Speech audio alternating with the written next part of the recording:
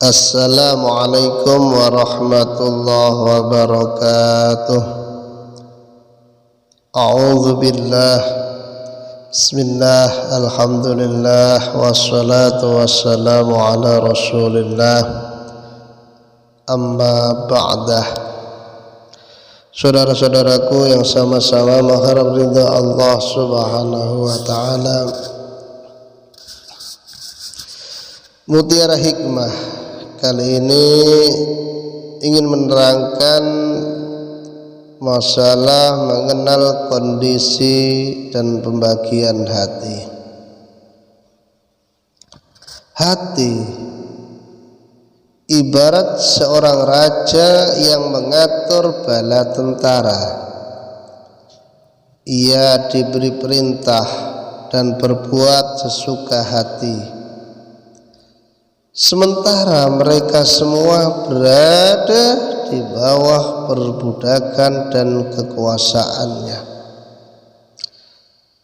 Mereka akan lurus atau menyeleweng itu karena mengikuti keinginannya, baik yang diperintahkan maupun yang dilarang Nabi.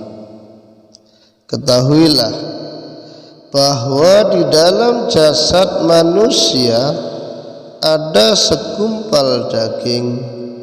Jika ia baik, maka baiklah seluruh jasadnya, dan jika ia rusak, maka rusaklah seluruh jasadnya. Ketahuilah bahwa segumpal daging itu adalah hati. Hadis yang diriwayatkan oleh Imam Muslim. Hati ibarat raja bagi jasad, sementara jasad ibarat tentara yang siap melaksanakan titah sang raja. Setiap amalnya yang lurus bersumber dari hati dan niat sang raja. Dan hati bertanggung jawab atas kinerja jasad, karena setiap pemimpin akan dimintai pertanggungjawaban atas kepemimpinannya. Oleh sebab itu, memperbaiki dan meluruskan hati merupakan tugas pertama yang diemban orang-orang yang menapaki jalan kebenaran. Sementara memeriksa penyakit dan mengobatinya ialah tindakan paling urgen yang dilakukan oleh para ahli ibadah. Bila seseorang tidak menyelamatkan hatinya, ia tidak akan bisa mencegahnya dari perangkap dan tipu daya syaitan, kecuali dengan memohon pertolongan Allah Jalla wa'ala. Ketika mengetahui sumber ketergantungan hati, iblis menyertainya dengan perasaan was-was, menghadapkannya dengan berbagai kesenangan, dan menghiasi keadaannya dengan perbuatan yang bisa menggelincirkannya dari jalan kebenaran. Iblis juga membentangkan perkara-perkara yang menyebabkannya melampaui batas, sehingga ia tidak akan memperoleh taufik dari Allah Ta'ala. Selain itu, iblis akan memasang perangkap dan jerat-jerat yang akan menjerumuskannya pada suatu waktu. Dengan demikian, kita harus selalu memohon pertolongan kepada Allah Azza wa Jalla dan mengikuti jalan keridhaannya agar selamat dari perangkap iblis dan tipu daya iblis. juga menyandarkan hati kepada Allah Azza wa Jalla, menepati perintahnya dalam gerak dan diam kita, serta cermat dalam beribadah yang merupakan faktor utama untuk bisa masuk ke dalam jaminan Allah Azza wa Jalla, sebagaimana firman Allah Azza wa Jalla, A'udzu billahis samiil alim minasy syaithanir rajim. Inna ibadi laysa laka 'alaihim sultanun illa man ittaba'aka minal ghawin. Wallahu a'lam bimuradih. Sesungguhnya hamba-hambaku tidak ada kekuasaan bagimu wahai iblis terhadap mereka, kecuali orang-orang yang mengikuti kamu, yaitu orang-orang yang sesat. Surah Al-Hijr ayat 42. Berdasarkan sifatnya, hati dibagi menjadi 3 macam, yakni hati yang sehat, hati yang sakit, dan hati yang mati. Pertama, hati yang sehat. Hati yang sehat dan selamat ialah, kata Ibnu Qayyim, yaitu hati yang lepas dari noda syirik dan hati yang mengikuti ajaran Nabi Sallallahu Alaihi Wasallam.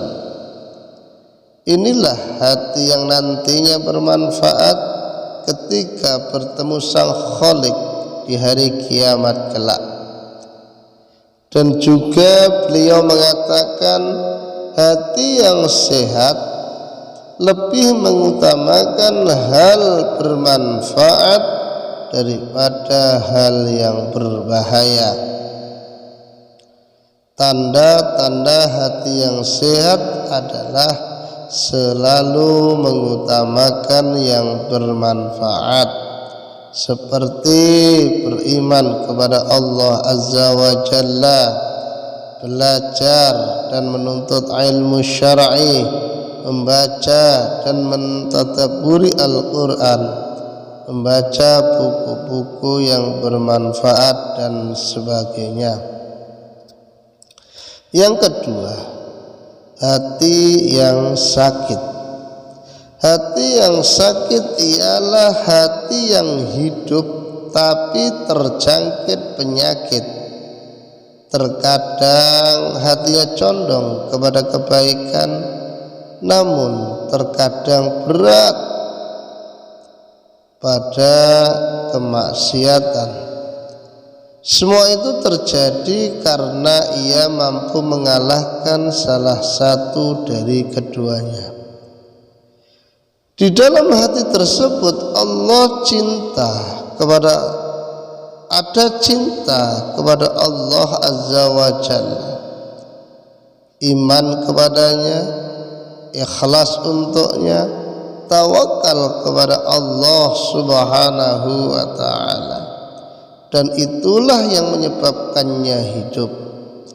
Namun di dalamnya ada pula cinta dan pengutamaan terhadap syahwat, serta ia memiliki hasrat yang kuat untuk meraihnya. Ia seringkali iri, ujub, sombong, suka membuat kerusakan di muka bumi, dan suka menjadi pemimpin dalam kemaksiatan. Itulah bahan yang menyebabkan hatinya rusak dan hancur. Ia diuji 2 penyeru. Pertama, penyeru yang mengajaknya kepada Allah Azza wa Jalla dan Rasulnya serta kehidupan akhirat. kedua penyeru yang mengajaknya kepada kehidupan dunia. Dalam hal ini ia hanya memenuhi ajakan tetangga yang paling dekat di antara keduanya. Yang ketiga yaitu hati yang mati. Hati yang mati ialah hati yang di dalamnya tiada kehidupan. Ia tidak mengetahui Rabb-nya sehingga tidak menyembah Allah Azza wa Jalla sesuai perintahnya, serta tidak mencintai apa yang dicintai dan ridhonya. Bahkan ia berjalan bersama syahwat dan kesenangan-kesenangannya, meskipun mengandung amarah dan murka dari Rabb-nya. Selama mereka senang dengan syahwatnya, ia tidak peduli apakah Rabb-nya ridho atau murka. Ia beribadah kepada selain Allah Azza wa Jalla karena cinta, takut, mengharap, ridho, marah, mengagungkan, dan merasa rendah. Bila cinta, cintanya karena hawa nafsu. Bila marah, marahnya karena hawa nafsunya. Bila tidak memberi, hal itu karena hawa nafsunya. Sedangkan bila memberi juga karena hawa nafsunya. Intinya, nafsunya lebih berpengaruh baginya daripada ridha Allah Subhanahu wa ta'ala. Pemimpinnya ialah nafsu, pengendalinya ialah syahwat, sopirnya ialah kebodohan, dan kendaraannya ialah lalai. Tujuan duniawi membuatnya tenggelam, sedangkan nafsu dan cinta dunia menjadikannya mabuk kepayang. Ia menyeru kepada Allah Azza wa Jalla dan negeri akhirat dari tempat yang jauh. Ia tidak memenuhi petuah orang yang memberi nasihat dan mengikuti setiap syaitan yang durhaka. Berkumpul dengan pemilik hati ialah penyakit. Bergaul dengannya ialah racun, dan duduk-duduk bersamanya ialah kebinasaan. Demikianlah pembahasan kita pada edisi kali ini. Mudah-mudahan kita bisa mengambil pelajaran dan hikmahnya dan mengaplikasikannya di dalam kehidupan kita sehari-hari. Semoga Allah Azza wa Jalla senantiasa memelihara hati kita dan hati yang kotor dari hati yang kotor. Amin amin ya rabbal alamin. Seakhiri, wallahul musta'an ila tariqil hasan, wallahu yaqdi bi ibadi wa fi rahli wa lakum fi darajatil akhirah. Assalamu alaikum warahmatullahi wabarakatuh.